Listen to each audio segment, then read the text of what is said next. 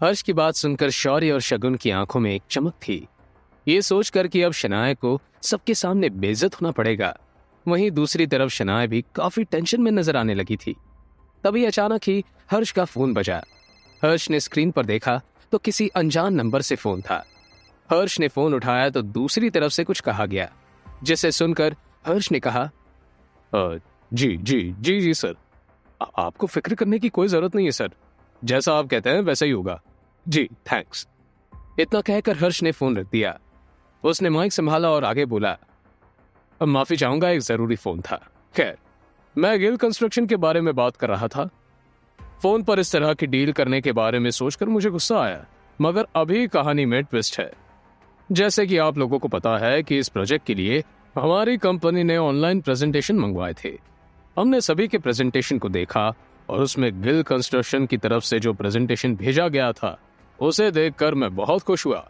मेरा मानना है कि ये प्रोजेक्ट शनाया गिल को ही मिलना चाहिए और इसलिए अब ये प्रोजेक्ट गिल कंस्ट्रक्शन को दिया जाता है। Meeting is over. हर्ष के इतना कहते ही वहां बैठे सभी लोगों की आंखें चौड़ी हो गई।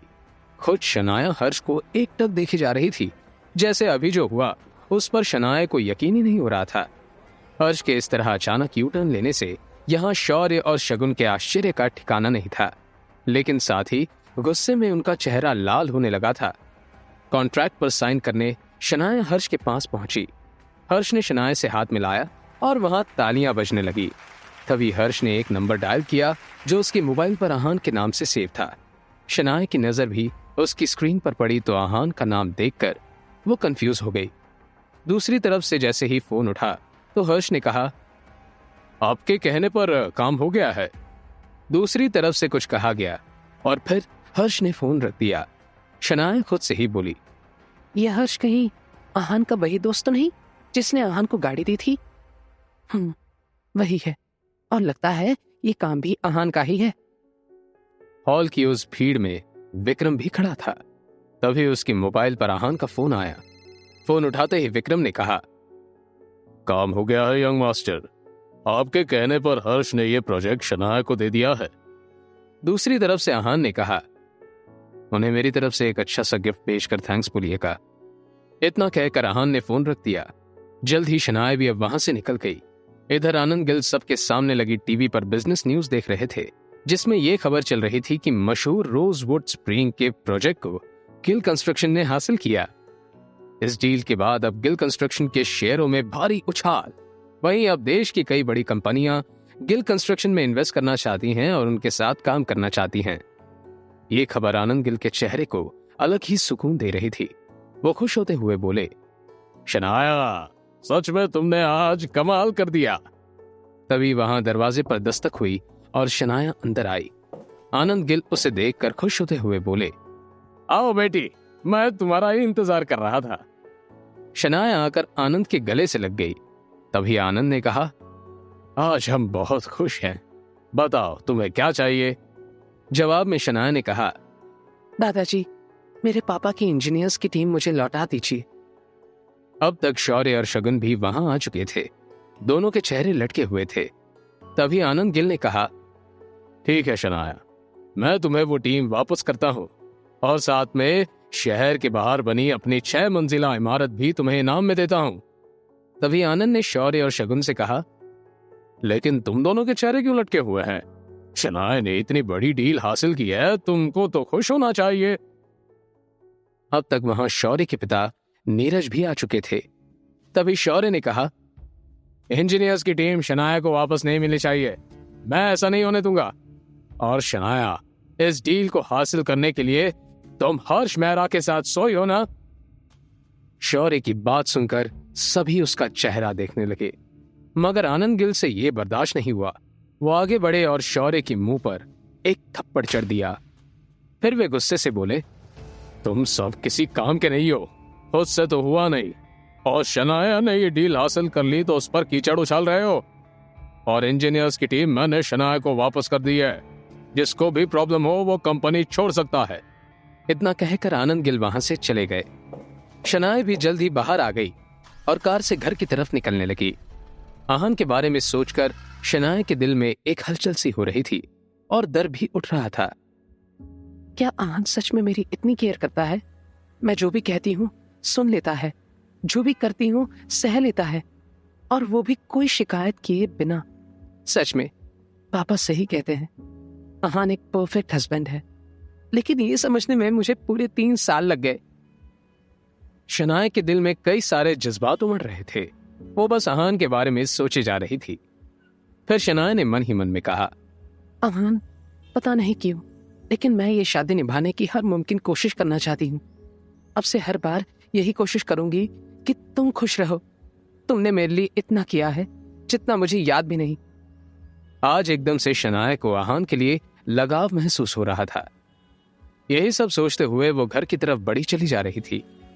इधर आहान पहले ही घर पर आ चुका था। वो घर पर अकेला ही था। आहान ने फोन पर विक्रम से एक बाइक का इंतजाम करने को कहा, क्योंकि अब शनाया को वही पसंद थी। ये सुनकर विक्रम हैरानी में था। दुनिया भर की बड़ी बड़ी कार्स लाने को कह देते, मगर यंग मास्टर तो पहली वाली सस्ती बाइक मंगा रहे हैं।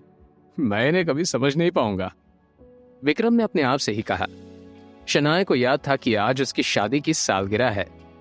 याद तो आहान को भी था, मगर दोनों एक दूसरे को सरप्राइज देना चाहते थे।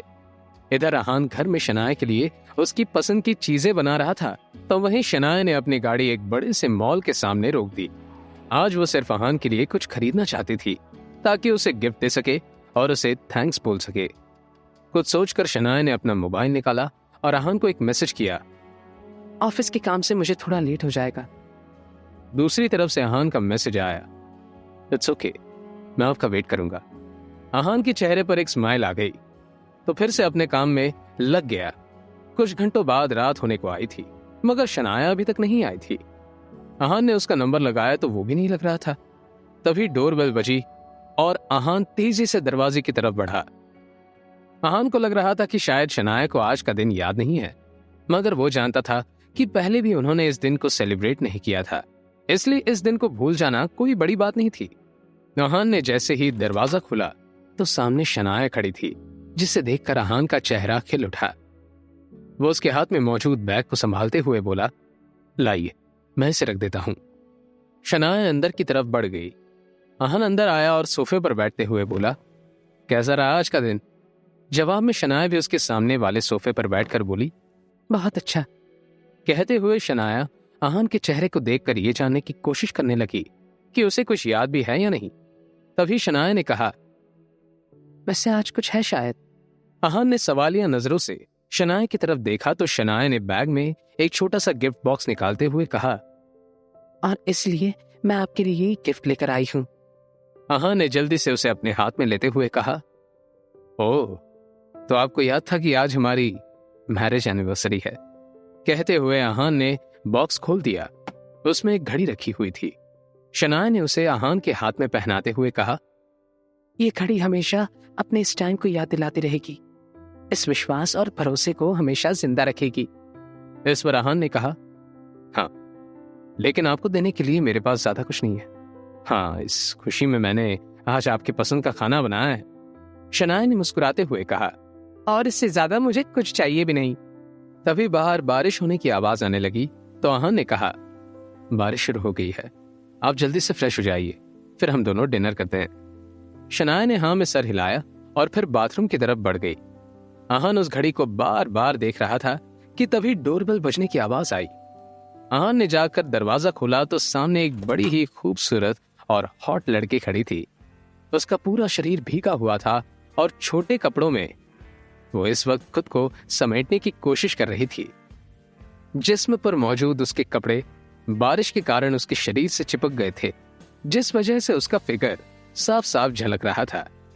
घर के सामने ही एक महंगी लग्जरी कार खड़ी थी, जिसे देखकर लग रहा था कि वो लड़की काफी अमीर घर से थी।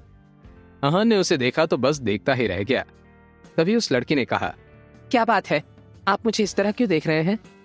जवाब में आहान ने कहा, सॉरी, कहिए आपको किससे काम है? इस पर उस लड़की ने कहा, आपने मुझे पहचाना नहीं? आहान हैरानी से बोला, नहीं, लग तो रहा है जैसे आपको कहीं देखा है, मगर कुछ याद नहीं आ रहा।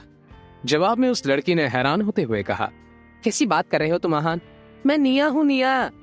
कितनी बार तो हम मिल चुके हैं, क्या अंदर आने को नहीं कहोगे? अहान हिचकिचाते हुए उसके सामने से हट गया और बोला, कौन निया? तभी निया आगे बढ़ी और अहान के गले से लग गई। अहान उससे छूटने की कोशिश करते हुए बोला, ये सब क्या है? कौन हो तुम?